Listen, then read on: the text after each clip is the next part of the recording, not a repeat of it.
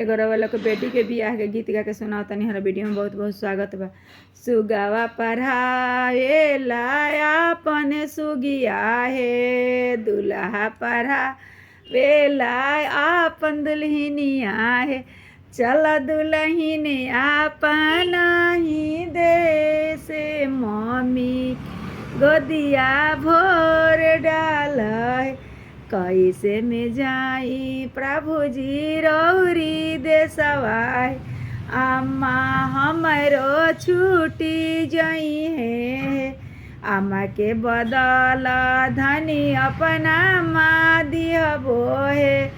अपना माँ दाना भी सराई अम्मा गोदिया सुन करबो है। सुगावा पढ़ावेला अपन सुगिया है, दुल्हा पढ़ावेला अपन दुल्हनिया है।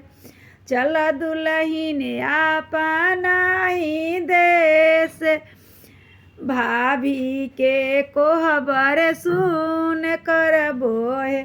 कैसे में जाई प्रभु जी रौरी देशवा है।